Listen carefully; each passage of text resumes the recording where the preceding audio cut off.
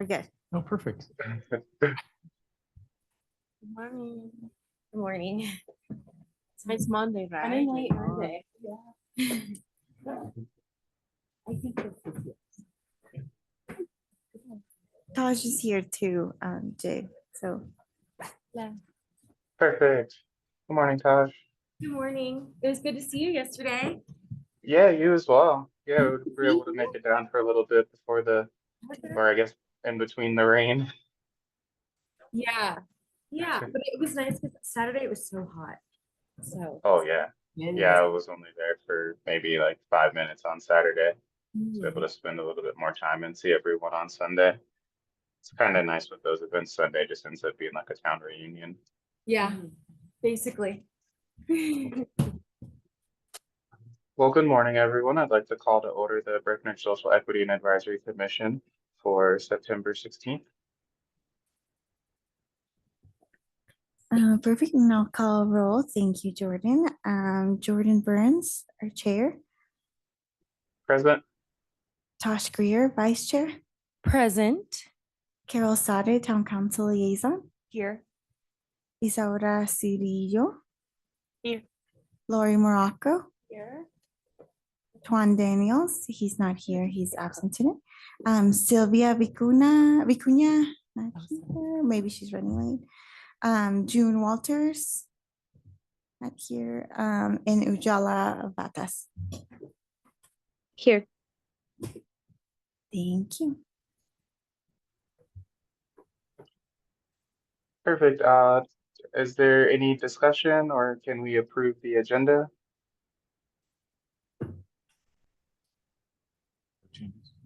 No changes. Well, yes, no changes on the agenda or anything.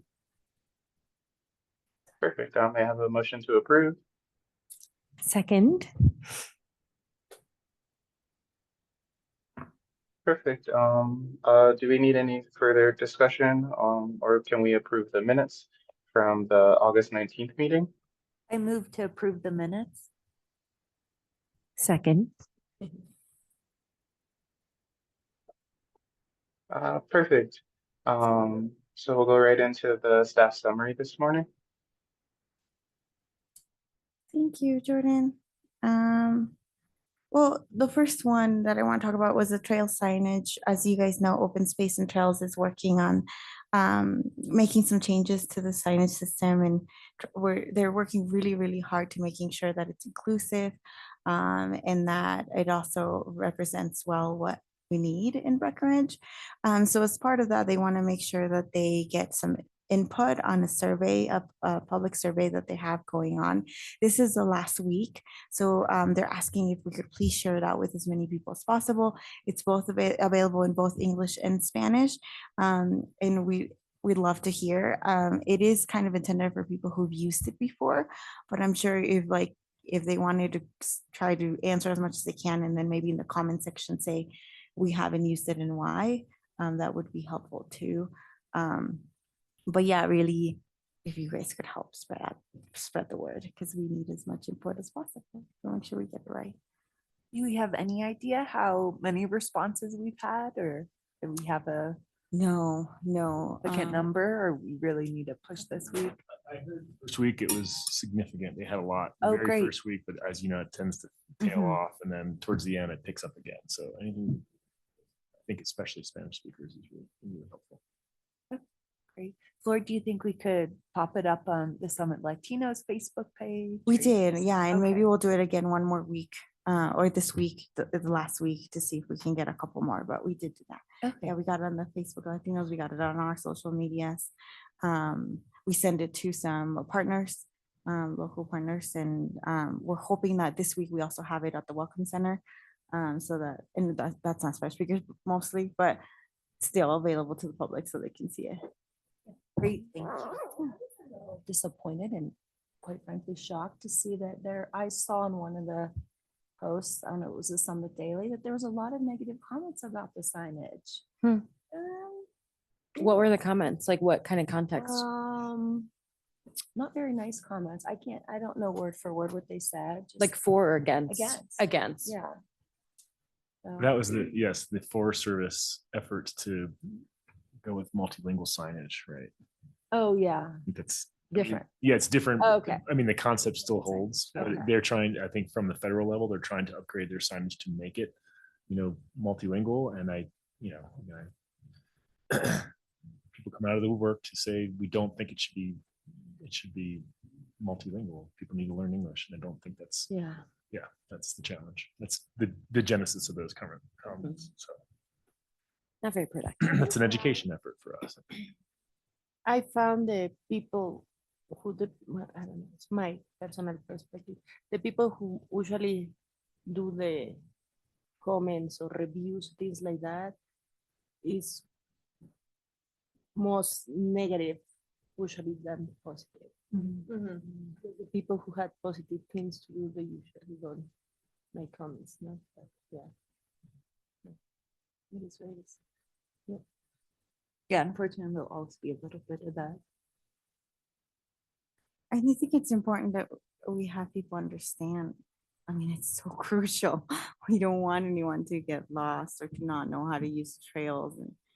And I think our department, our division, our open space and trails division is understands all that, and they're really willing to work with that or work with the partner Merge that they're using, the company, the third party, to see what we can do to to ensure that everyone understands it and everyone feels included.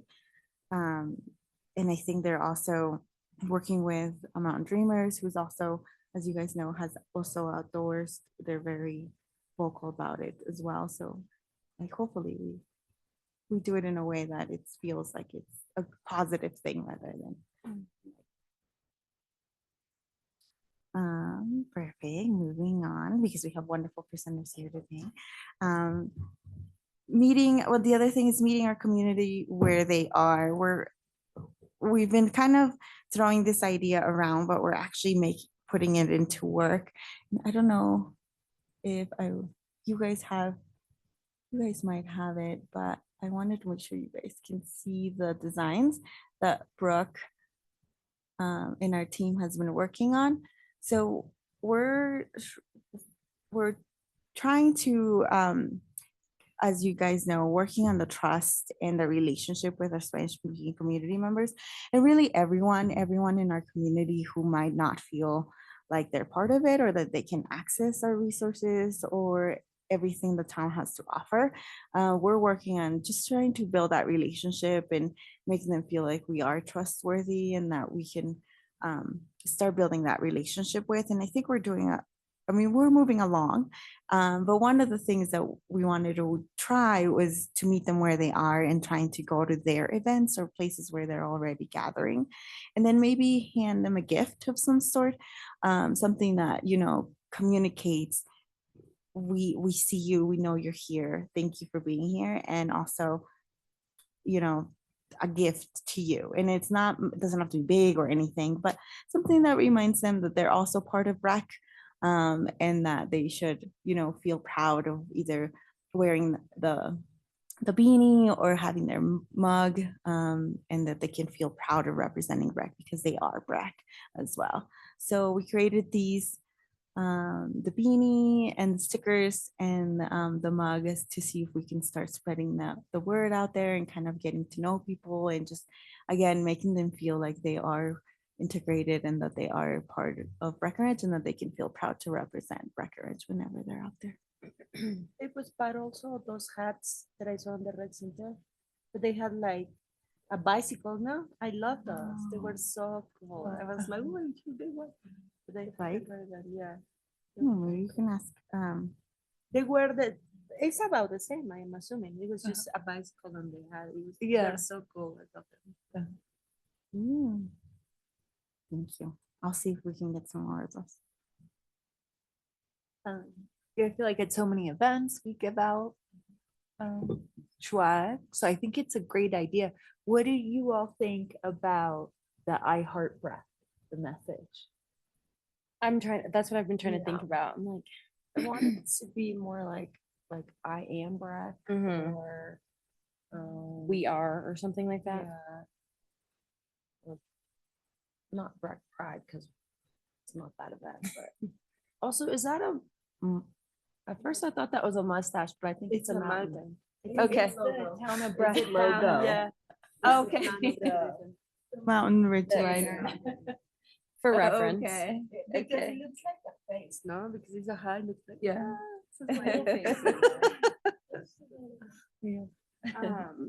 Yeah, I love Breck I feel like is very commercial. generic. Uh-huh. Yeah. Which Yeah, because I mean, you're- maybe we love, same thing, but like a different message because we want them to feel included. We don't want them to be like, you love Breck. Yeah. You love Breck, right? No. That's just my POV. Jay, I always feel like you're so thoughtful. What do you think on these creative outfits? I agree with everyone's opinions, and it did take me a minute too to recognize that that was the Town of Breck's logo inside the heart. Maybe if we just had it like on the bottom, or maybe tried to find a different way to incorporate it, but I do like the "We Are Breck" a lot better. Just signifying that, like, we are, and anyone who would want to wear this merchandise, like, we are a part of the backbone of Breck, and like we are a part of this community. Like, I think that statement's a lot stronger. Perfect. Or what, sorry, just a thought, this is Ujala, just saying, if we took out I and just switched Breck and then put the heart below it, right? Like sort of, Just heartbreak. Yeah. or Breck hearts kind of, rather than heart Breck. Switch the order. Where it would be like all inclusive Breck loves, I don't know, sorry, too early, no coffee. No, it's a great suggestion. That's what we're doing, brainstorming. Yeah, that could be an idea as well. Okay, I will have to say, Yeah, I have already been ordered, so Oh. sorry. But we could have. Well, thank you. Time. Yeah, next time. Because we want this to be continuous, obviously. We don't ever want our efforts to be like a checkbox that we do and then move on. So I love the idea of having more of that, like the "We Are Breck," and maybe we could continue to work on something to like have this be not just a one-time campaign, but a continuous work, and we could do different designs and continue to change things up and give, because I think the more we give them, I think it's great. It's presents. I love presents and I love swag. So I think that we could continue to give them things and different items to choose from. How do you say love in Spanish? It depends. Spanish is so complex. It depends on Yeah. the type of love that you're trying to say. Yo amo. Uh-huh. Yeah, like even if we did like a Spanish version with like love Breck or Breck love. In Spanish. E is nosotros. Nosotras. So it's es very long. Yeah. It's long. Podemos decirnos somos. I don't know, we could get. Yeah, if we just did like just Somos. those two phrases, but yes, that would be a cool design to see. And then to see like Ujela's design as well, just like with the Breck part, like Breck love, and that phrasing as well. Yeah. So to follow up on Floor's point, so these are already ordered, and these are ones that these are for generically kind of more branding for Breck. They're not just specifically for kind of social equity efforts necessarily. But I love the ideas, and I would say keep going with those ideas so we can keep kind of diversifying. I think. Yeah. But these will be handed out as swag at various events and occasions, and then I love the idea of keeping kind of amend it and change it and improve it as we go. Yeah, and continues to have more of it. I think that's what's key. It's continuum. It's never gonna, hopefully, it's not an end. It doesn't have an end or. Yeah, this is only the beginning, really. Yeah. Well, I love it from the beginning. Yeah, it's great. I love Breck. Awesome. Okay. And then moving on to our last staff update is, as you guys might know, today or yesterday it started Hispanic Heritage Month, and so we're continuing that celebration and I wanted to make sure everybody knew about the CMC class in Breckenridge next week, September 23rd, from 6 to 10. Brooke has it all ready to go that today we'll launch to the public. We couldn't start it before September 15th because it's Hispanic Heritage Month didn't start until the 15th.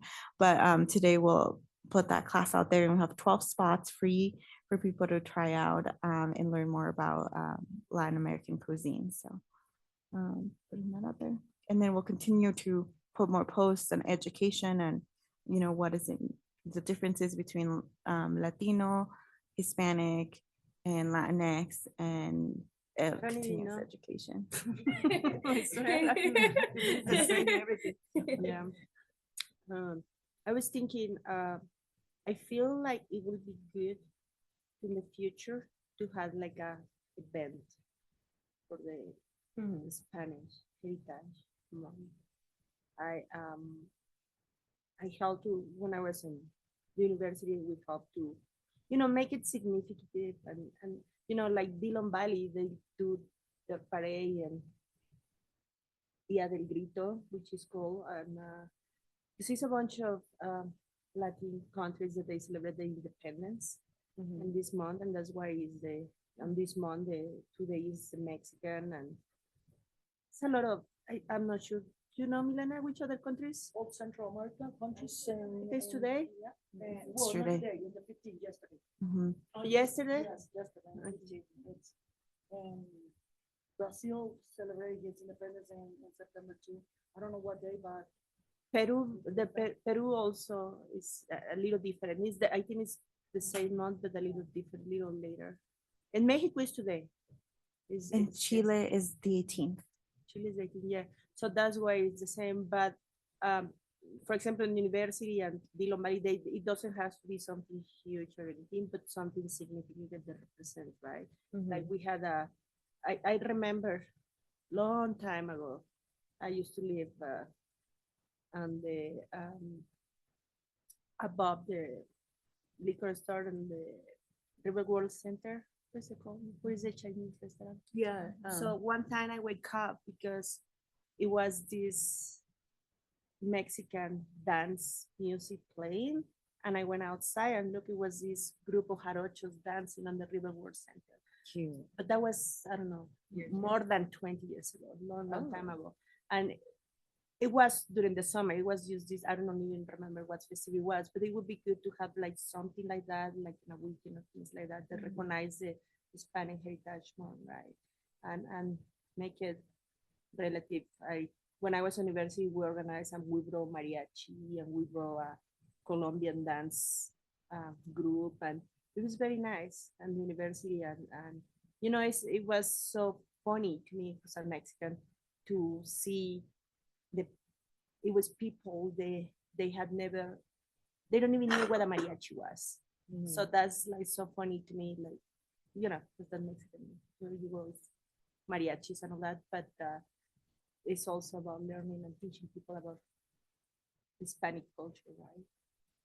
So I think it would be good for next year's or something, try to do an event and invite the community.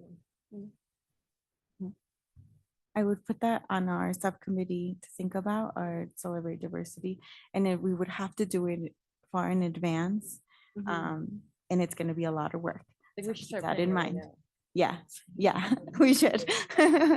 Because it would be but yeah, I do know that Recreate this year, didn't want to push too much because Recreate always has huge things. And we were talking about potentially supporting our local organizations that were already doing something. But we could talk about that in our subcommittee and maybe. Because they did the Dia de Muertos in November.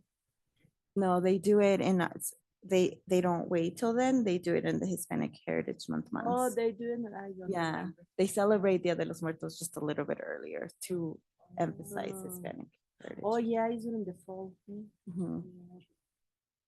And they always invite, I feel like last year they had performers and music, but I think that's a valid point to want to celebrate it, but I think we need to be really mindful. I know later on in one of the subcommittee notes, it talks about not doing more than 2 events a month, where I don't think we need to be locked to that number. I think Yeah. Florida didn't start talking about the Breck film partnership we'll have, but I think what we did, what Florida did and the subcommittee did really well this month is that we partnered with events that had, it was an easy partnership. CMC does culinary classes, so we Yeah. could partner with them to celebrate. Breck Film has things going on, so partnering with them. So I think as we look at these, and I'm sure the event subcommittee is thinking about this, but trying to partner, like Flor said, with organizations that are already doing things. And maybe throughout the year, there's 1 or 2 things where the social equity produces on our own, only that makes sense. But I think that's, I don't know, in the subcommittee, you've had those conversations. Yeah, we've started those conversations of, and it's not a no. I mean, we definitely could, and I love the idea of maybe having one that's ours and things like that. But we have to think about doing it in advance and knowing the amount of work. So like to be able to then space things out, to know, okay, we're gonna work on Hispanic Heritage Month. That's all we can handle or all we can do. Just to really think about making sure that what we do is done well and is impactful rather than just trying to get as many things as possible when we're trying to get the word out, which is great too, but I think we might be ready to move from that and do something that really is meaningful, impactful, and well done. Agreed. And just September 30th to October 12th is when Breckenridge is doing their Hispanic Heritage Month air stage. And they have, I think, different things going on throughout that time. For this year, but definitely do it next year. And then, yeah, I still haven't heard back from Breck Film on whether yes or no. I asked for dates. What the other idea that we've been throwing out there and working on is doing a movie night of either Coco or Encanto, and having them in Spanish, or having the film in Spanish and English subtitles, so people can have the experience and we're free to the community. But we still are working with Breck Film. They're very busy right now. They have their Breck Film Festival. But yeah, we'll see. And that's a great one because it'd be very family friendly. too.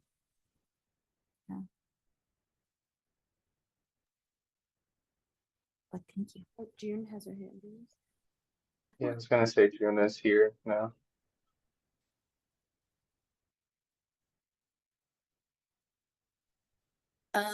Good morning, everyone. I'm sorry I'm a little late. I had some computer issues, but as far as the showing Coco or Encanto, didn't we talk about getting it through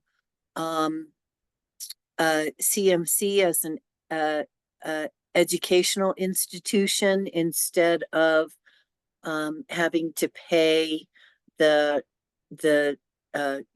whatever Disney fees there were? Did I can't see if Jotuan or Laura are here, but is that something that we found out anything further on?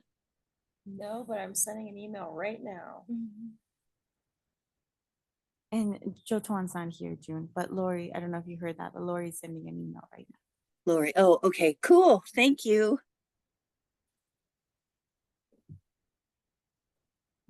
Yeah, so hopefully more things to come, but yeah, I love the idea of expanding it in the future.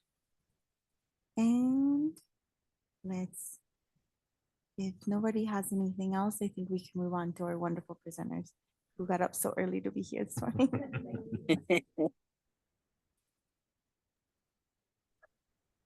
Jay, do you want to introduce them? I was gonna ask you if you wouldn't mind, Floor. No worries. So we have Bill Gilmore and Milena Quiroz here today from the Summit School District. They are working, as you guys saw in the packet, they're working on Pathways, which is a new program that the school district is working on for creating educational pathways into some of our community's most in-demand industries. But they can give us more information, and thank you guys so much for being here today. Thanks for having us. Really appreciate it. For having us and give you times us. And before we jump into that, I just want to be clear and give you your advice of the, break recreate, celebrations about, Dia de los Muertos and Heritage Month. It's complete different things, because a lot of countries, we don't celebrate Dia de los Muertos. That's a tradition from Mexico that doesn't represent other Latino people, but even that we celebrate it because we like to party. So we be part of that, but, be clear with that is, Independence Day is complete different thing from, Dia de los Muertos, just to, and keeping in mind if you, trying to plan something about, recognize the Independence Day of our countries, that it's September. So thank you so much for the work that you are doing, guys. It's amazing. Thank you. Thanks. And so just as an introduction, my name is Bill Gilmore. I'm the Director of Post-Secondary Readiness for Summit Schools. Milena Quiroz with the Department of Equity and Family and Community Partnerships. And so she and I work very closely together, specifically around the project of the Pathways. And I just want to give you a little background on that before we talk more in depth.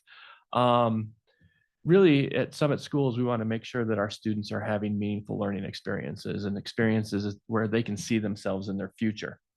We want to make sure that happens in all classes, whether it's content-specific, math and science and reading and history, or if it's more career and technical education, where students are learning the skills that might help them in a future career.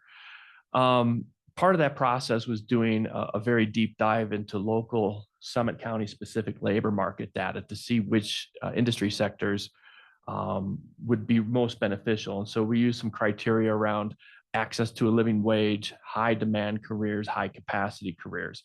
And that showed us the way with the pathways. And so we settled on 7 different pathways for our students. And the pathways will be really the entire school district from kindergarten all the way through graduation. And as students move up in their grade levels, it really becomes more focused in regards to students being able to opt into a pathway if they want to concentrate on it. So if a student wanted to be in health sciences, become a doctor or a medical professional, they could take a series of courses that would accelerate them toward that end. The pathways that we've landed on are skilled trades, business, marketing and entrepreneurship, computer science, engineering and advanced manufacturing, health sciences, natural resources and outdoor leadership, and education and human services. And the reason we're here specifically today is that we look at our own student body, and 40% of our students are Hispanic. And I think when it comes to total minorities, we're more along the lines of 45%. And so as we develop these pathways, and we are at the beginning of that phase right now, we want to be sure that we're including our Hispanic community and our minority community in the actual design of the pathways so that they can ensure that what we're designing works for them as well as the rest of the student body. Would you like to add anything to that? Yeah, well, we would like to make sure, that we partner with different, committees and organizations that we have. We don't want to recreate the wheel and start, doing efforts that, you guys are doing too. It's through equity. We would like all students receive access and have access to these incredible, opportunities that we are creating. And we would like then, the community members to be part of this development process right now. It's a great opportunity. So that's why we're coming to you guys, and we were looking for your help and see how we can reaching out to this member of the community, that we have their Spanish speaker that, maybe are connecting with one of those pathways that can come to us and support us in this process of development, this pathways, how it's gonna look like in classrooms for these students. Yeah, so while we have some programs that are kind of off and running and have been, if you look at skilled trades and what we've been doing with our construction and welding programs, our health sciences programs have been pretty strong. Our engineering program is doing okay. We also have some gaps where we're going to need help getting started on some things, specifically around business and entrepreneurship. We really don't offer a strong series of courses at the high school yet, but we will. And so as we begin the process of sort of revisioning what we're currently doing and creating the things that we're not quite doing yet, we want to make sure that we're involving as many voices as possible and then the expertise of those who live here in the county. Along those lines, tomorrow night, we're going to be hosting an event at Summit High School, which we're calling the Pathways Kickoff event, where we're inviting the community and industry members to come and both learn about the pathways, their intent, and how they will accelerate students towards success, and to begin the process of giving us some feedback on what they could look like and what the specific knowledge, skills, and abilities for each pathway that are highly valued, so that we can take that information and create those learning experiences and outcomes for students. So tomorrow, September 17 at 5 p.m. in Summit High School, we are gonna doing our kickoff. So, if you can help us, send the voice, and all of you are welcome to come and be part of that, because it's such an important thing for us to, to partner with our community. Any questions about what we're up to? No, so it sounds like you're just starting to shape what each pathway will look like. Yeah. I mean, we definitely have some ideas of our own, but our own ideas are in a vacuum, right? So we want to ensure that what we're thinking is actually on the right track and solicit different views to help reshape our thinking as we design these. So the whole idea is, like, we want to ensure that we're designing courses and learning experiences that will actually accelerate our students as they graduate. So we want to make sure you kind of look at each course in a pathway at the high school level should have 4 different components. It should have concurrent enrollment with a higher education partner. For the most part, that's going to be CMC. We want to make sure that we have industry certifications for these courses, so that a student can say, hey, I have these technical abilities that are recognized by this industry through this certification. We want to make sure that students can get content credit for these courses. So if a student is taking a construction course, they might get a math credit because of all the measuring and adding and subtracting of fractions that they're doing on a regular basis. Or if they're taking a health sciences course, they can get that science credit as well. But we also want to create a robust work-based learning system where, as a student takes these courses, they can actually go out in the field and work with an industry partner as an intern, find out what it's really like, do a real project, work with adults and real professionals, and then find out and say, hey, this is really something I'm passionate about and it's a great fit. Or they can go out and say, wow, I was really passionate about this until I had to do the work and I don't really like this. What a great time to find that out while you're in high school before it becomes high stakes. And so helping us connect those dots specific to the Summit County community, specific to Breckenridge and our other municipal partners, is a really big part of that process. I have a question. Yes. First of all, this is awesome. I wish I had a lot of those opportunities in high school. We had a little bit, but not, as robust. Within the pathways that you've chosen, have you done any research about the general demographic of those pathways? So looking at what's the predominant gender, race within that pathway, and then kind of working backwards as to maybe why, how does it appeal to this certain audience, and why has it always been predominantly this way versus that way? Right. Things like that. And then being able to then speak to that with your students and say, hey, you're entering this field and it is predominantly, and this is why, and you can be that, that kind of pioneer in that way, or vice versa. I think that's an extremely important point when you're looking at some of these industry sectors that predominantly might be male or predominantly might be female. So if you think about nursing, historically, that's been a female predominant role. That's shifted over the years. You look at computer science, that's a predominantly male area. And so part of that process through the pathways is thinking about At what age do students start to formulate these gender specific or otherwise specific views of what can be? And for the most part, that's middle school. Mhm. And so we want to ensure that our students in elementary school and middle school are having exposure, and we create learning environments that are inclusive so they feel that they can be a part of it. So often, that's a big challenge. Mhm. You know, even today, if you create a middle school computer science course, you'll see boys, you'll see white boys, Mhm. right? And so if a female comes in or a person of color comes in, they might say, I don't see my folks here, I'm out. Mhm. And so to your point, we need to be very intentional about helping to create a balance Yeah. so that people can see themselves. And so, yes, to answer your question, we have done some research on that, and it's an ongoing challenge to ensure that what we're building is inclusive. That's kind of one of the reasons we're here. Yeah, absolutely. And I think even like within you saying that, we generated this course and, certain persons gravitated towards it.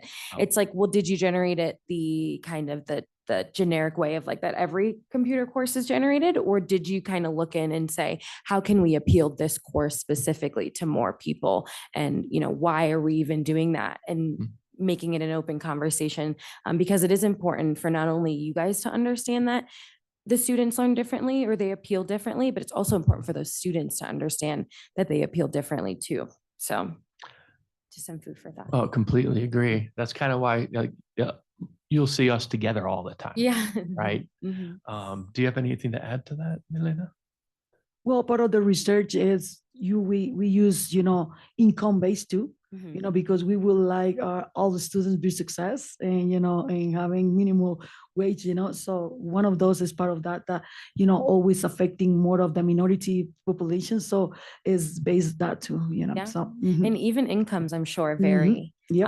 And that's an open and honest conversation as well, but all of it just being very transparent about the market that each child or, future person is going into and understanding the realities and the differences too. Yeah, one of the things that we're going to be really keen on as we develop these pathways is that there's an entry point Mhm. where people don't come in at the top, right? Mhm. But here's the way to get there. Mhm. It's a route that all students should be able to see themselves in. So if you want to start a career in skilled trades and you come in as laborer, that's fine, but you need to know how to advance that career. And then what are the other knowledge, skills, and abilities that will help you do that? Do you need to start looking at taking some entrepreneurship classes so that you might be able to start your own business and elevate yourself that way? Or do you need to start taking some management classes to become a supervisor, a superintendent, and a manager to increase your upward mobility through that career path? And then I guess my other question, sorry, specifically with business is, so for me, when I think of business, I think of like a big corporation, because I'm not somebody that even has the financial, means to think about starting my own business. But I wonder if there is education on different types of business and different types of opportunities. Like, I'm sure if I really wanted to, I can go get a loan and start my own business and be a small business and be very successful. But that's not even something that in my mind, I feel is accessible. So even different types of modeling, to say, hey, you don't have to have this Walmart corporation. You can have a great mom and pop shop. You know what I mean? So just different examples of that. And I know Summit County does a really good job of that because we are majority small businesses. Right. But just in general, when branching out into the real world, it could be a little bit more difficult to picture yourself doing that.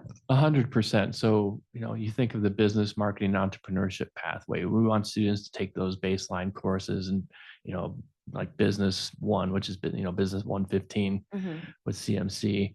And then also be able to take entrepreneurship classes or take a series of courses. Like if they take a 2-semester course in real estate, when a kid turns 18, they can sit and take the realtor exam. Yeah. So there's lots of different ways to go about it. Sorry, Jordan, when you're finished, Jordan has a question. Yes, I'm sorry. Another question. Yes. Oh, okay. So I guess I just had a few questions now.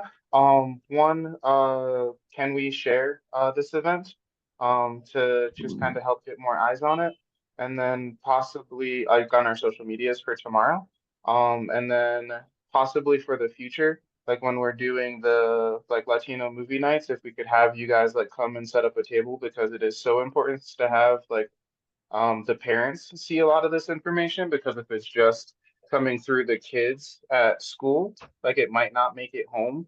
But like I've always had, like my parents were so encouraging that if they saw something that I liked, it would be like, hey, I saw this thing, like you might like it. This is this thing that you can do at school. So I think just having more opportunities like that, or maybe like at town party during the summer, having a table just to get more eyes on the Pathways project and the things that you're doing, just because like again, like not to say that every kid isn't gonna be interested in something, but their commitment to it and bringing it home to their parents and having that encouragement, I think having the community support and having you guys present and showing the energy of it and having you to be able to speak as you are now and not just in the school function, could be very powerful into encouraging more kids to sign up.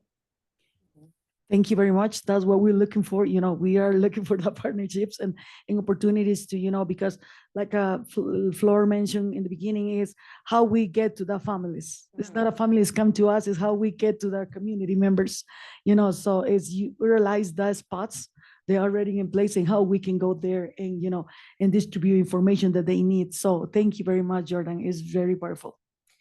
And I also wonder within like partnerships, and I don't really know how accessible this is for a school district, but even like, because I know that the pathways are specific to Summit County, but some people might not want to do those.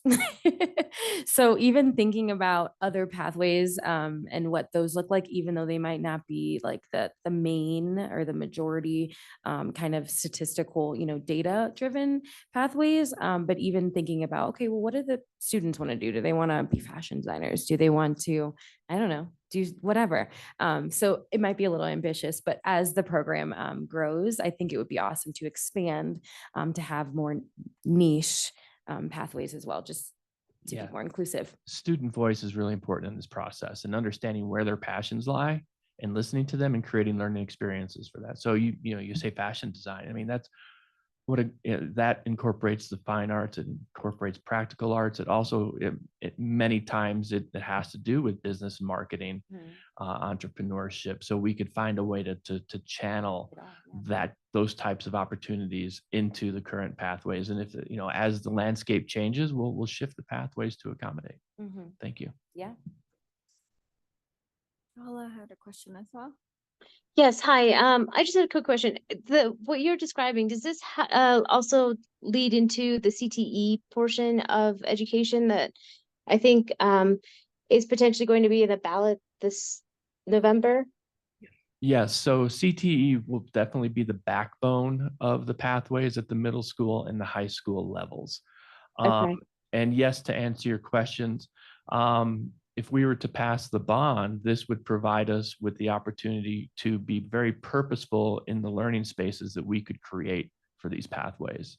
Okay, and in that form, I would echo what Jay said, because I think that would be a great way to not only just involve the parents, but also the community in that support. So I would echo that if you're able to go to different forums and have this conversation that's similar to what you're having here, would be very beneficial to that whole scope. Agreed. Can you fill us in on what CTE means? Oh, sorry, career and technical education. Yeah.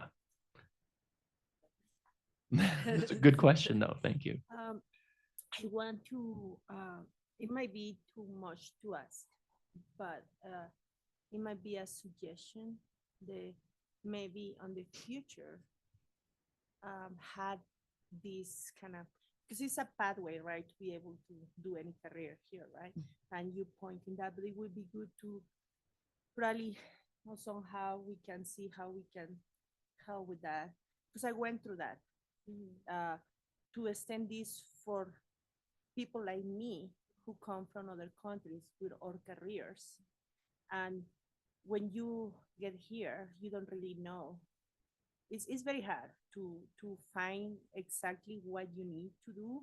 So those pathways extended to people also who comes from other countries, or maybe because a lot of people do that, who their parents are from other countries, like doctors, dentists, what they do, because it's so expensive here in the United States, that they go abroad, do their careers there, and then come back and then do that way to be able to practice the same way I got my license. So it's an alternative, and probably also a way to see, because how many immigrants like me, they're doctors, dentists, nurses.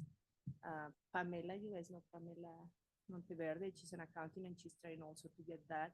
And it's not really information for people like us to where or what you need to do. And it's you find it in a hard way, in the way it took me more than 10 years for me to be able to get my license of practice here in the United States, which was a huge thing and a big dream that I always wanted to pursue. And, to show my kids. And it's something that maybe the parents of these kids, bunch of because we don't know, right? They're engineers, things like that. I think one of the hardest careers to get validated here in the United States is a lawyer, because obviously that's totally different. But mainly, it's a lot of careers that they can, it's possible to be able to practice in this country. And we just don't know, or people doesn't know that it's possible to do it. So it would be something that probably in the future we can try to see and have that description of how to do those things. It's very valuable. Thank you. Yeah, because, same thing, it's people came here and they don't know how to navigate the education systems in the United States because it's completely different. And we're working really close with the CMC. They are one of the biggest partners for us. So Josh one is working with us really close. So I will bring that to them and see how we can, continue doing this work, because it's not only about students, it's their household, the parents. And yeah, thank you. Yeah, It's and it's really a life-changing thing, right? Like, it's not the same that I can provide for my family. I used to be a dental assistant for 12 years, right? So obviously what I'm making and what I'm apporting to my family and what can I help them is not the same now that I can do as a dentist, right? And it's also showing my kids that things are possible, right? Like, Exactly. you put the effort. And the CMC doesn't know. That was one of the first places I tried to reach and see. Nobody knew, nobody was able to help me there. So it's hard. Yeah, I really appreciate that viewpoint, speaking about the adult side of that equation. And we do recognize right now that the services that are being offered aren't what is needed. And so we're actually working, as Milena commented on, we're working with CMC to see how we might be able to change that as a whole system. So obviously our purview is K through 12 education. Theirs is adult education. So how might we work with them to help them fill that void and ensure that those who are coming to our country can find those careers that they're trained for, that they've worked on in the past, as opposed to taking a lesser position. Yeah. Yeah, thank you, Isaura, for let us know, because it is very important, and it's equity issue. It's an equity issue in our communities, and we need to be able to serve these families, because like you say, how many of them are impacting their income, and we would like to increase that income for this family. So thank you. Jordan has his hand raised.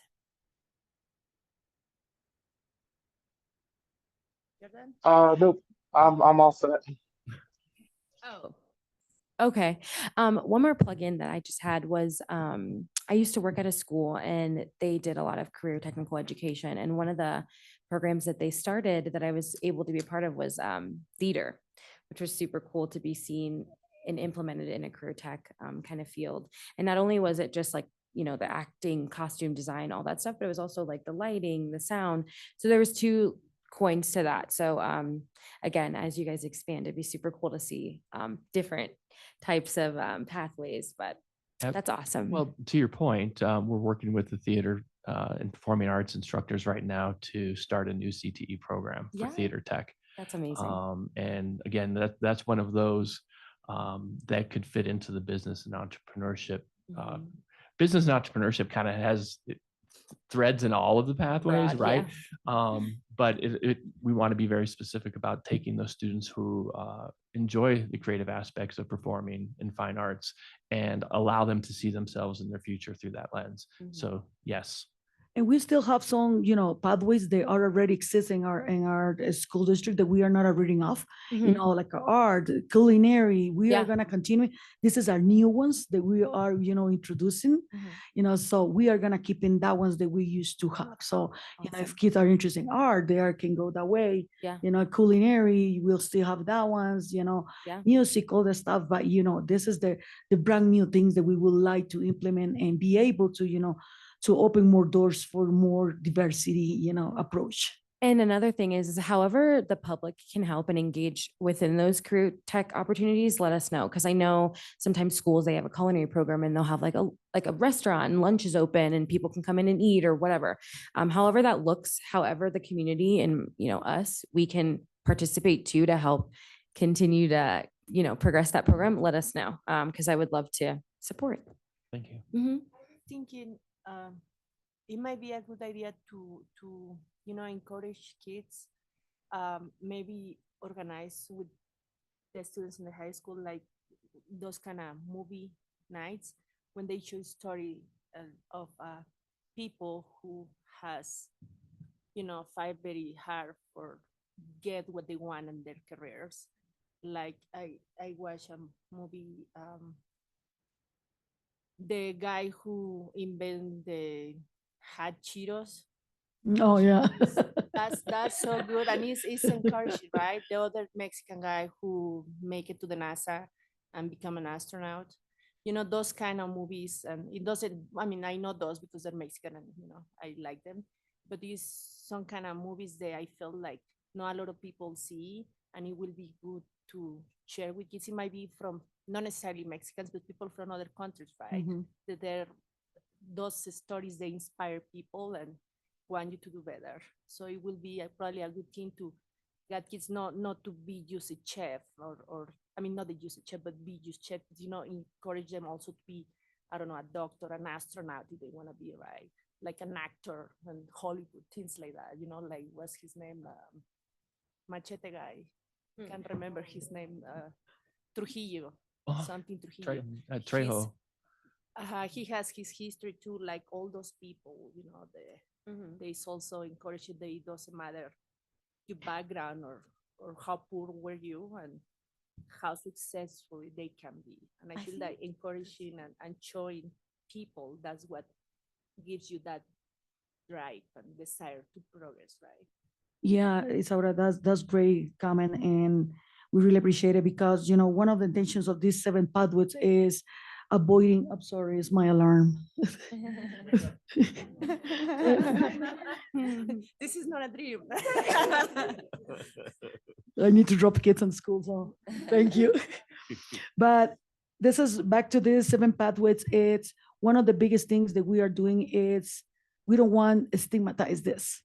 We would like to open doors because, yeah, you just mentioned something that is stigmatized. This is the way that you look. This is the career that you need to go, because of the way that you look like. So that's why we are reaching out to our community members, and especially, like Bill mentioned before, our population are increasing in our district school. We are more than the 40% of, people of color, and we would like to be inclusive in that. And we don't want to put a stigma or stickers in these pathways. We would like to open this for every student. If you want to be to computer science, this is the pathways. You can be, this way. So it's that kind of, we don't want to stigmatize. We would like to open these doors for every student, every family to be part of this. I will have to second growing up in Summit County and having gone through the school system and all that. I think that's huge, Isaura, what you just mentioned. Seeing yourself in those career paths, because sometimes they are going to walk in. Unfortunately, we're not there yet where they're going to be able to see doctors that look like them or people in leadership who look like them. And that growing up, experiencing it and going into the world was really hard for me because I often felt like I don't belong in leadership when it's not true, right? But you feel that way because you see your leadership and they don't look like you, and you're supposed to be the one because you speak Spanish or you, whatever the skill you have, you're supposed to be at a certain place, right? Mhm. And seeing yourself in that, and it doesn't have to be leadership, but in the pathway that you really want or that you might even consider, even for financial reasons, is another thing that I think sometimes first generation students don't get to have those conversations. We don't have someone who talks about college since elementary school, or we don't have someone who's like, hey, have you thought about like, how are you going to pay your, your house, your car, whatever you're trying to get.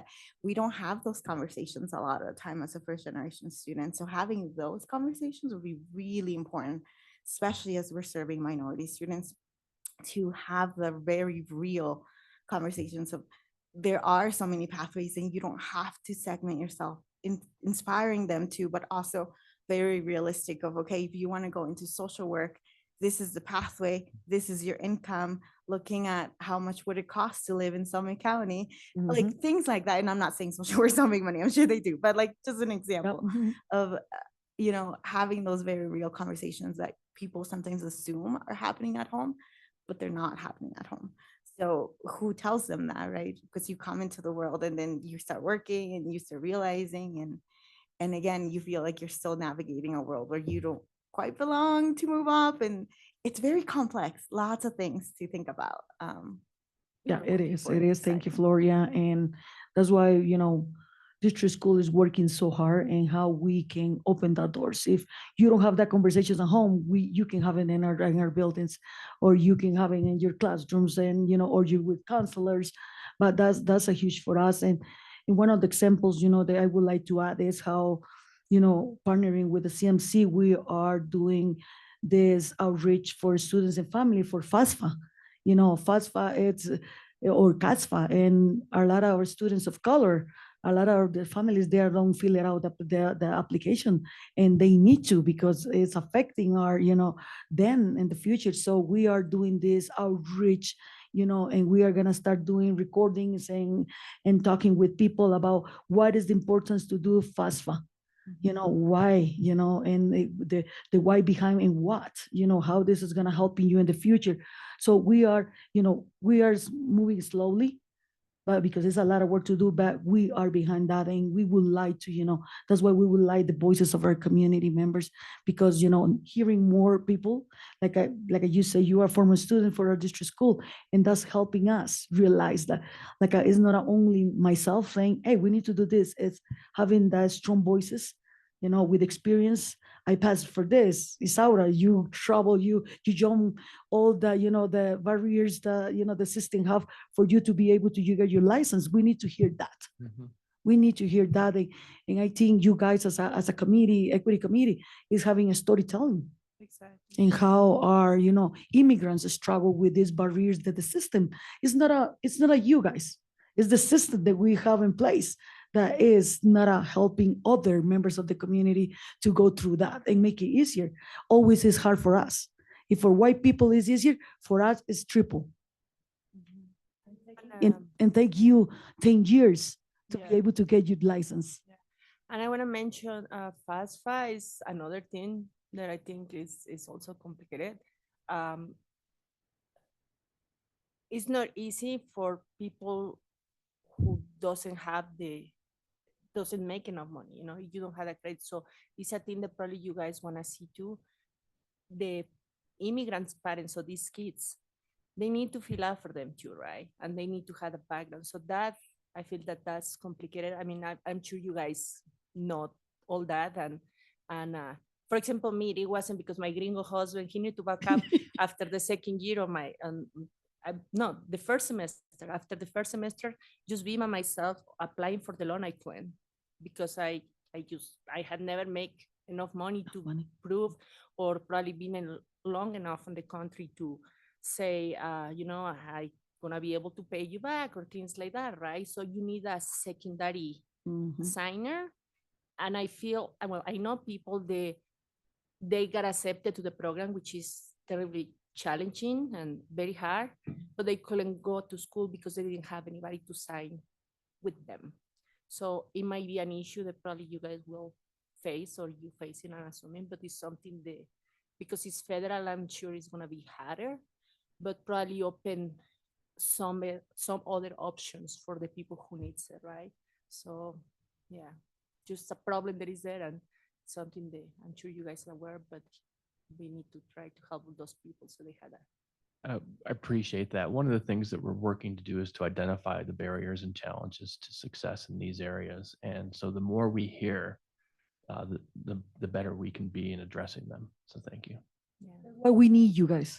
That's why we are here seriously, because it's just past the voice, you know. We need you to be able to share this information with other people, so and other people share it with others, so we, you know, increase the amount of people that coming to us and, you know, and showing up to these events and helping us give you the structure that we would like to be able to serve, you know, everyone in our community.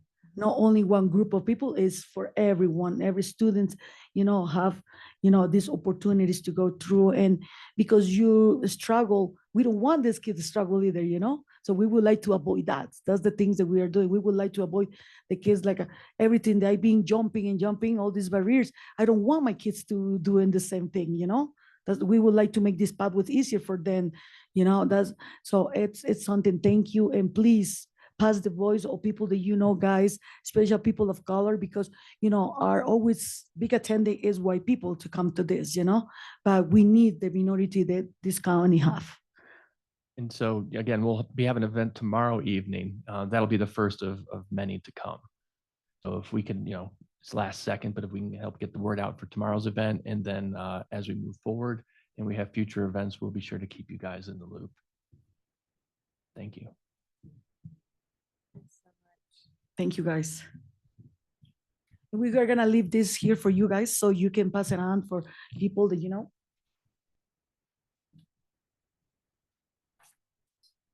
Again, thank you for having us. Yeah, thank you. Thank you. Thanks for coming. Thank you for what you're doing. Thank you. I think our next thing was community stories, but something must have come up. Tammy was going to be here to share her story. But I guess since we have, you could totally say no, Isabella. Don't look at me like that. Tammy. Tammy Barnera from Mountain Dreamers. I asked Mountain Dreamers if they could bring some people community members who would want to share their experiences, what it's like to be Hispanic or Latino in Breckenridge, and the struggles and the challenges that come with living here and working here. But it looks like she might not be here. So either they're running late and we might add them later, or do you want to share a little bit about your story? Well, so I'm Mexican. I had an identical twin sister. Everybody thinks I'm her, or now that I'm being more present in the community, she has a couple times that people think it's as me when they see. Sorry, Isa, this is Ujala. We're having a really hard time hearing you online. Yeah. I didn't mean to interrupt. No, it's fine. I came, it's a long story, but I'm gonna make it short, I guess. First time I came to United States was in 1998 to start working to pay for my dental career. In Mexico, family doesn't have money, especially expensive careers of dentistry, which I wanted to be a dentist since I was 5 years old. There's no way you can go to school, right? So I was on the first semester of dental school and I didn't have any money. So I had the opportunity to come to United States and work. We went to New Jersey, my sister and I. Have you guys watched that movie? Something that Maria, it's very old movie about this immigrant who comes to United States and she's on the plane looking through the window and the first thing she sees is the Statue of Liberty. Well, that was my sister and I. So I really loved that movie because it's really, it's one of the big symbols of United States, right? So I found it as a very magical moment that I always will remember. And I worked for 3 years in restaurants, housekeeping, dishwasher. I went back and I finished my career. My sister stayed, she married her husband and they own restaurants now. They have worked on restaurants their whole life. So they had they always worked very hard. And I came visit, and then I met my gringo, and we got married. And it took me a long time to get my license, which I finally did. But I wanna say that it was hard um, because I married my husband. I need to stay here, which was not part of my plan. So it was not easy for me to find a way to get my license validated in United States. So it took us a while, but we did it. And I want to say my sister and I feel we feel very, very lucky to be part of this community. I feel like despite it's always been things that has happened and, those experiences that are hard on you, we have always been welcoming here, feel welcome here. And I feel like I always had the support of the community. So I feel like we're very lucky to be here. And that's why we've been part of the Social Equity Commission, because we also, we are believers on give back to the community, and it's what we're trying to do here, right? But we're happy to be part of Summit County. So, yeah. Thank you. Yeah, your story is pretty amazing. Really amazing. I hope you know that. Okay, then I think we're good to, sorry that they didn't come, and if they come, maybe you can squeeze them in at public or. Yeah, yes, please.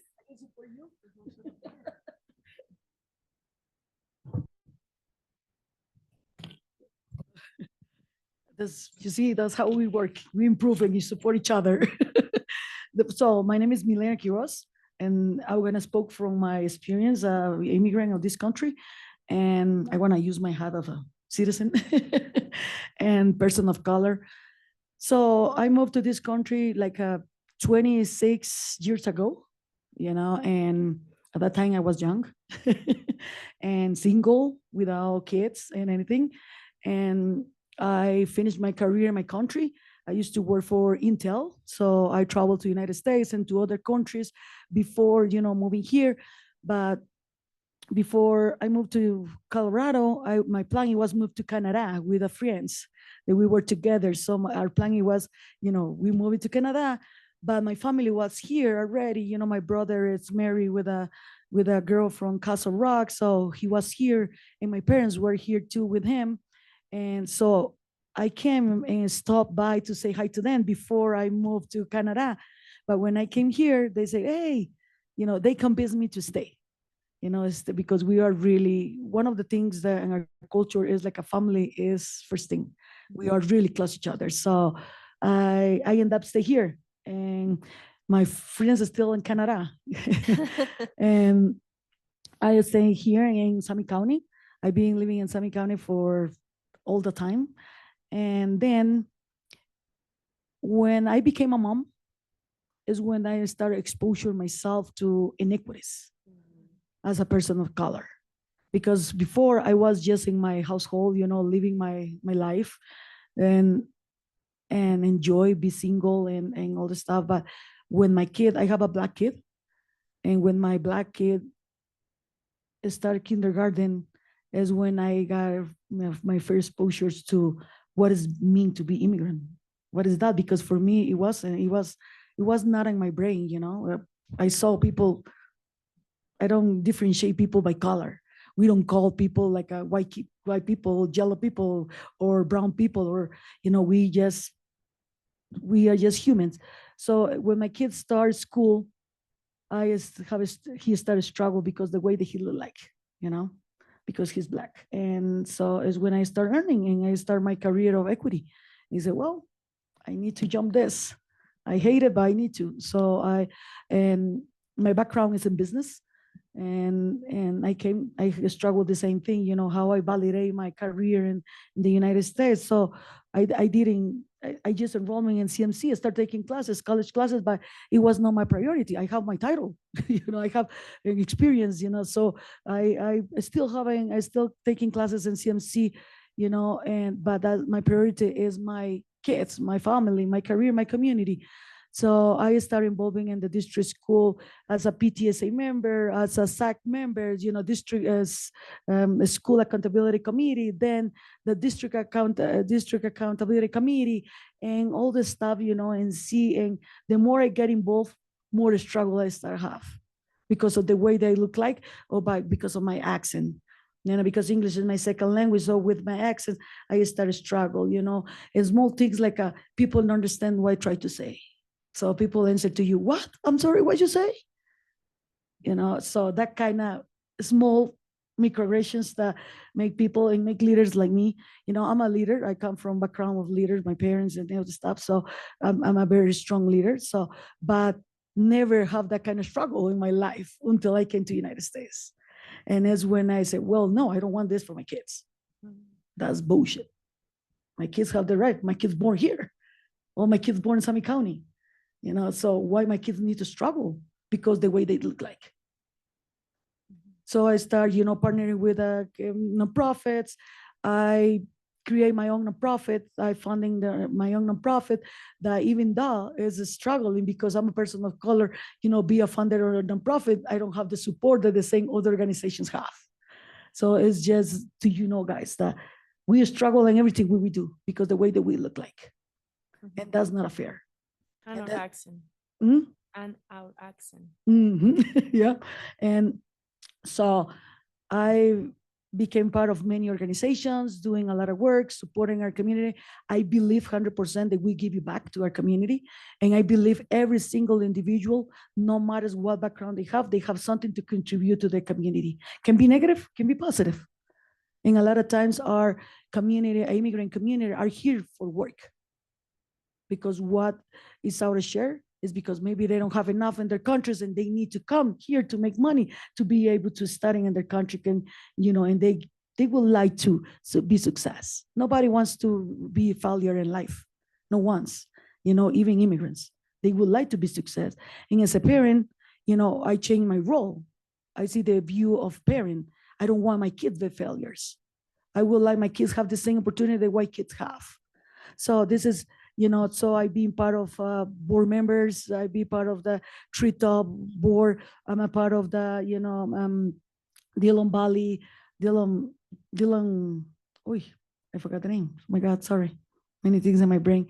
But, I be part of many board members because I would like to make the difference. I would like to people open doors to these members of the community because we need to understand that people don't have the same access. Maybe emails work for you, but maybe for many of the members of the community, email doesn't work. Small examples and small things that make difference. Maybe people need to make a phone calls and, and inviting them to be part of that. How we can create a community that people feel belonging. It's not like you mentioned in the beginning is you don't force people say, I love Breck. It's like how we more original say like, I love Breck. It's different. Say I love Breck because I live there and I feel part of the community that you forcing me. They say I love Breck. It's because when you open doors, people are able to say that. And many times we see that language as a barrier, and it's called mentioned in the beginning. Like a with the problems the comments that you have with a double signing, bilingual signs, and the trails. This is just being open mind. To airports, you see many different languages. You go to hospitals, you see many different languages. Outdoors are important. Why you cannot represent other languages? And in this case, I understand that you are using Spanish because it's the biggest population that we have in the county. Data show that, but why not? It's simple things like it's just be open mind. We are grow. Our country is grow, and and everybody deserve be represented. And so, and to finish, life is not easy for immigrants. Even that you are a leader, even you can have a background, you can have a doctor, like it's not easy for us because the way that we look like or the way that we speak. Yeah. So we need to open doors. We need to understand and we need to validate people. We need to respect each other because I would like the same thing that I believe, wants for this community. And it's feel the weird part, and feel like we belong together. And so, and I end up working in the district school and the Department of Equity to continue doing this work. And let me tell you, it's not being easy for me being there. Sometimes I want to run away because of the system. But in my role, I have a strong white person that is support me, and I always tell him, you need me and I need you. We need to do this together. We cannot decide for people what is best. We need to work together to deciding what is best members of the community. So the superintendent is being really a strong person and trying to move forward this work. And that's why I is still there. But a lot of time it's not easy for us.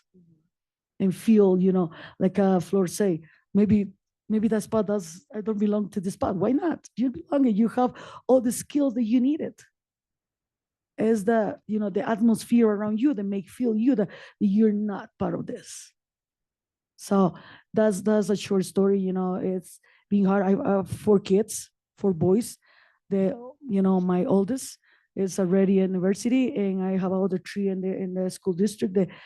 My only goal is seeing them be success, be happy. The same way that everybody, I believe, wants that for their kids. So thank you for listening. Thank you. Any questions? I apologize if you mentioned this, but where did you move here from? Costa Rica.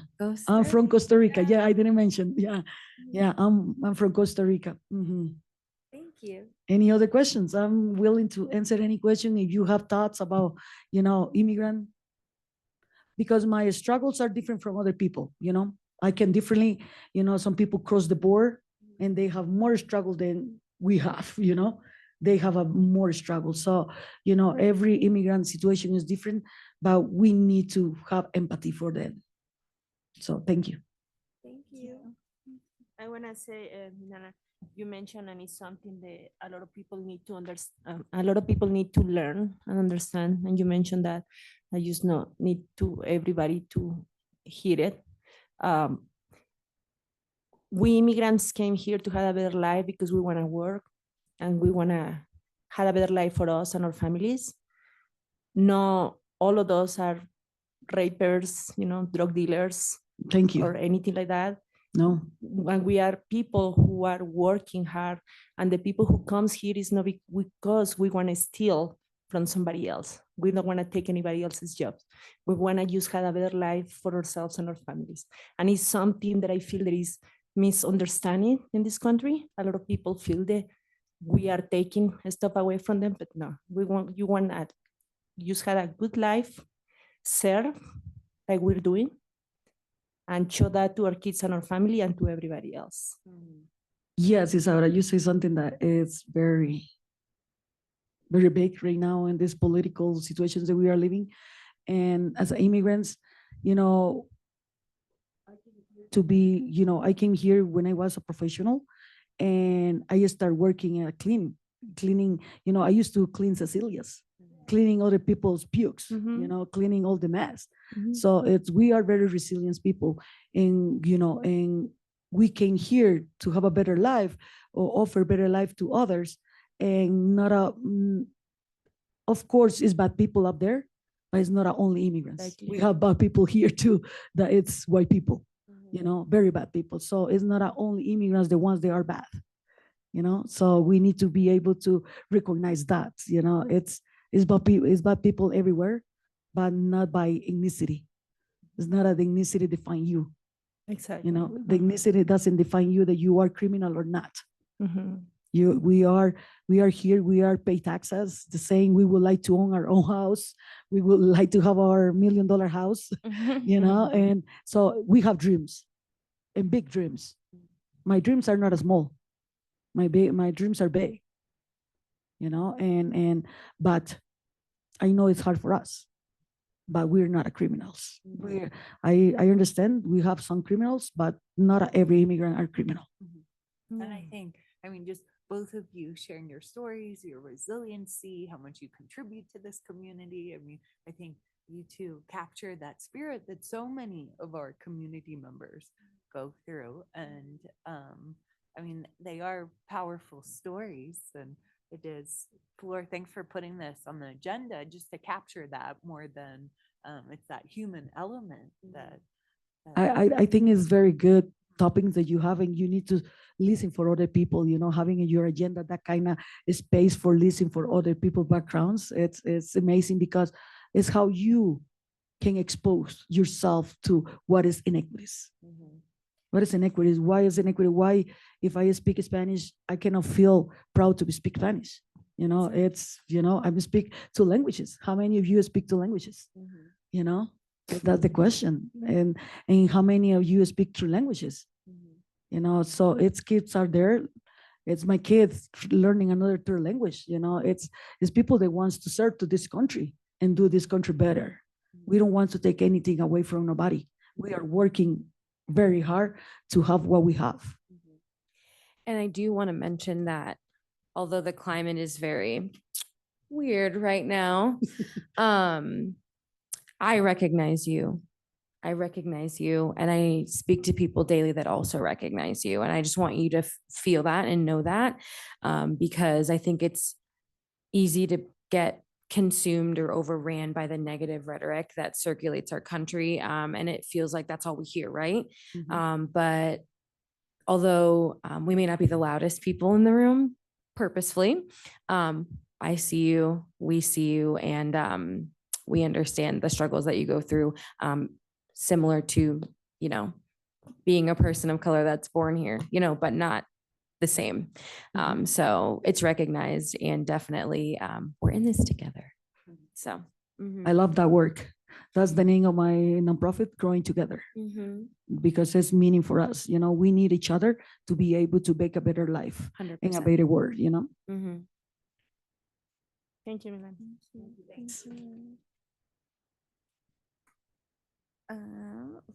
We only have 7 more minutes, but this was amazing. Thank you. Yeah, that's awesome, Flor. Thank you so much for putting that on the agenda.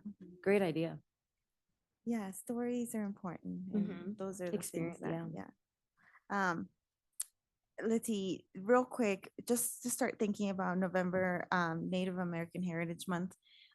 If we want to start doing something, we might want to start doing it now.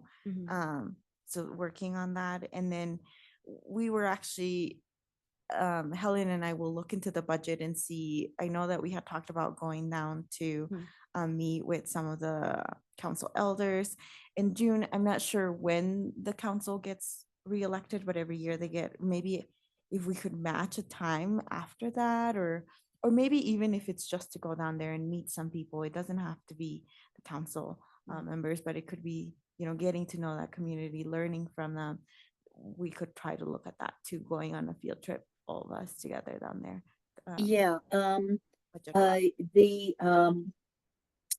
The tribal council election is in October, and this is why it is why we're waiting to start up our conversations until they just had their fall powwow. They're gearing up for elections. That does not preclude us from going down and visiting the museum in Montrose and continuing to try to get contact names from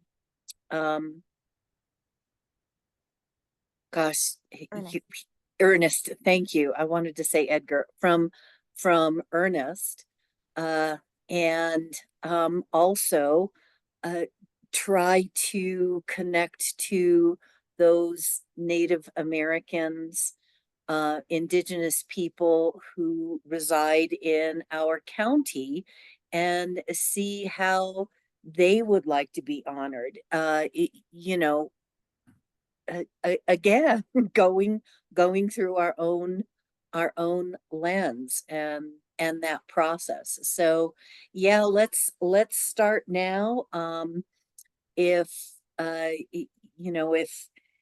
we could get some names from Ernest that aren't necessarily on the tribal council that are going to be replaced.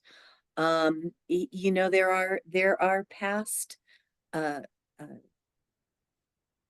council members and also elders, which you know, we could get in contact to and just make sure we follow that path that Ernest had given us, that we show effort, we show interest, we show support, we show you know, a pathway to uh as Milena said, growing together. You know, aside from that, it's you know, from my part, it's all platitudes. It's not really getting anywhere until we get those names and we get ourselves out into the community.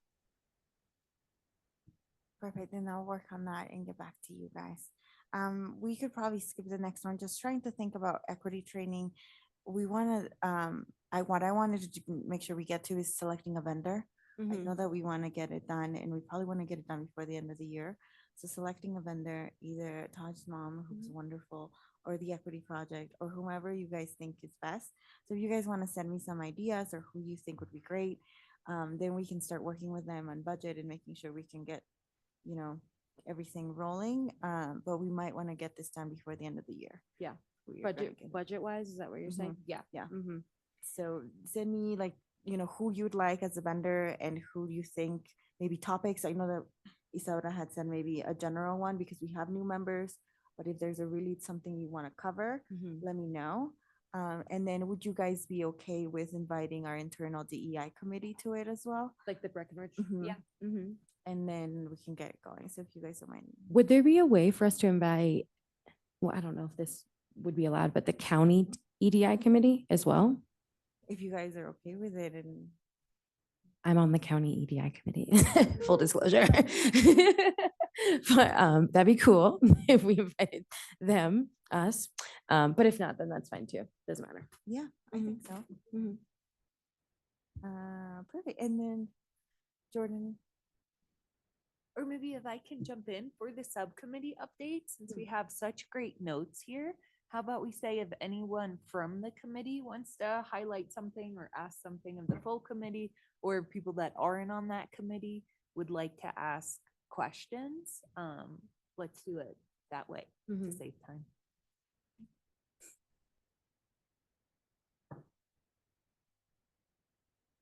The only thing, maybe, Floor, do we need to formally approve the grant with the full committee? that's what I was gonna ask, if we, for the Ride on Ink grant, this would be our second one. Do you want us to continue to bring those forward to you to final approval? Or if the subcommittee approves, we had a really good one from Lori's daughter, actually. Right on, they're working on basically how to diversify snowboarding and make sure that everyone has access to snowboarding. And they asked for 1,200 to be able to provide soft goods and snowboard gear to underrepresented communities in Summit County. I support that. Is that what you're asking? Yeah. Okay. And moving forward, do you guys want us to continue to bring them to you every month? Yeah, I think so. I mean, I trust, obviously, I trust that you guys are, doing the due diligence. Yeah, but it's very awesome to hear and be a part of and still, be on the same page for the record. Perfect. Then if everyone agrees, we'll move forward and I'll let her know. Sorry, don't tell her until I know. Well, I guess you can't, but No, I'll let you. the only thing would be real quick, Hispanic or our immigration rights and advocacy. We're working on the IM Summit video. We got a lot of turnout, which was amazing. Now we might have to think about ways to distributing because it's so much, Yeah. which is great. That's a great problem to have. And then the other thing is we did briefly talk about the rec center and making sure we have Spanish speaking staff there. And Mountain Dreamers gave us some great advice on how to do that and just how we really want to, the commission might really be interested in making sure we push that forward, the importance of having Spanish speakers there. Until we have that, Mount Dreamers believes that until we don't have that, we're not going to have the outcomes that we want to see. So that might be very important for us to work on in the future. Okay, that's good to know. Any questions on the council updates? No questions, but I guess this is a question.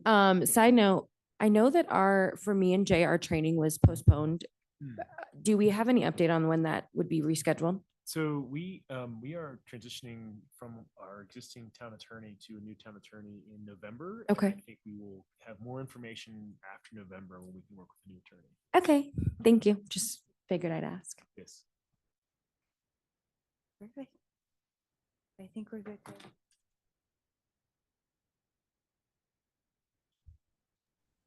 Awesome.